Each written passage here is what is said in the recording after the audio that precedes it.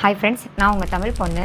திராவிட model வந்து பார்த்தீங்கன்னா 4 ஆண்டு கால பொற்கால ஆட்சி நடத்திட்டு இருக்கோம்னு சொல்லியிருக்காங்க. ஓகேங்களா? அது வந்து பொற்கால ஆட்சியா இல்லை அவங்களுக்கான ஆட்சிங்கிறத நம்ம பார்த்துருவோம். ஓகேங்களா? நம்ம மாநிலத்தில் வந்து பார்த்தீங்கன்னா கல்வி விகிதம் வந்து கரெக்டாக தான் போயிட்டுருக்கா அப்படின்னா கண்டிப்பாக கிடையாது. ஏன்னு கேட்டிங்கன்னா இன்றைக்கு வரைக்கும் பார்த்தீங்கன்னா பழங்குடியினர் வந்துட்டு அவங்களோட சாதி சான்றிதழே வந்து பார்த்தீங்கன்னா ரொம்ப போராடி தான் அதை வந்து இன்றைக்கு வரைக்கும் வாங்கிட்டு இருக்காங்க.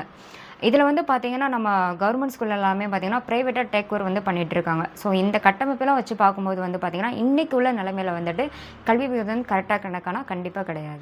ரெண்டாவது வந்து பார்த்திங்கன்னா சுகாதாரத்துறை. இப்போ வந்து பார்த்திங்கன்னா பொதுமக்கள் வந்துட்டு செலவானாலும் பரவாயில்லன்னு சொல்லிட்டு ப்ரைவேட் ஹாஸ்பிட்டல் நோக்கி போயிட்டுருக்காங்க. என்ன ரீசன் வந்து பார்த்திங்கன்னா பல்லடம், வண்ணாரப்பேட்டை இதில் வந்து பார்த்திங்கன்னா ஒரு சிகிச்சைக்கு வந்து வந்திருக்கப்போ வந்து பார்த்திங்கன்னா கரண்டு போயிருக்க நிலையில் வந்து பார்த்திங்கன்னா ஜென்ரேட்டர் இல்லாமல் அங்கே வந்துட்டு டார்ச் லைட்டை வச்சு சிகிச்சை முறை வந்து பண்ணியிருக்காங்க. ஸோ இந்த பயத்தில் வந்து பார்த்திங்கன்னா மக்கள் செலவானாலும் பரவாயில்லன்னு சொல்லிட்டு கவர்மெண்ட்டை தள்ளி வச்சுட்டு தன் ப்ரைவேட் ஹாஸ்பிட்டலில் நோக்கி போயிட்டுருக்காங்க. அடுத்தது வந்து பார்த்திங்கன்னா தொழில்துறை. இதில் வந்து பார்த்திங்கன்னா அவங்களோட குடும்பத்தோட முதலீட்டை மட்டுமே வச்சு அவங்க நிர்ணயிச்சிட்ருக்காங்க.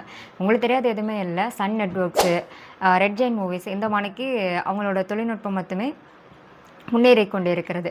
ஆனால் இந்த 4 ஆண்டு கால ஆட்சியில் வந்து பார்த்திங்கன்னா 9492 சிறு சிறு நிறுவனங்களை வந்துட்டு மூடப்பட்டிருக்காங்க. என்ன ரீசன் வந்து பார்த்திங்கன்னா வருமான வரித்துறை, ப்ளஸ் வந்து பார்த்திங்கன்னா வாடகை உயர்வு, ப்ளஸ் வந்து பார்த்திங்கன்னா சொத்து வரி, இதில் மூலயமா வந்து பார்த்திங்கன்னா சிறுபான்மைய தொழில்கள் எல்லாமே மூடப்பட்டிருக்கு.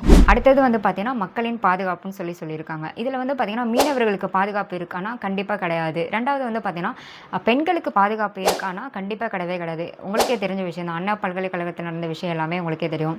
அடுத்தது வந்து பார்த்திங்கன்னா மாநில தலைவருக்கு இங்கே வந்து பாதுகாப்பு அதாங்க நம்ம மாநில தலைவர் ஆம்ஸ்ட்ராங் அவங்களுக்கு இது இல்லை. இதெல்லாம் வச்சுட்டு நம்ம ஆளுங்கட்சி வந்துட்டு எது இந்த 4 ஆண்டுகால ஆட்சி வந்துட்டு பொற்கால ஆட்சின்னு சொல்கிறாங்கிறது ஒன்றுமே புரிய மாட்டேங்குது. இந்த நேரத்தில் ஆளுங்கட்சிக்கு நான் வந்து சொல்லிக்கிறேன், பொற்கால ஆட்சினா என்னங்கிறத 2026 எங்கள் அண்ணன் தமிழக வெற்றி கழகத்தின் தலைவர் வந்ததுக்கப்புறம் நீங்களே பார்ப்பீங்க பொற்கால ஆட்சினா என்னன்னு சொல்லிட்டு.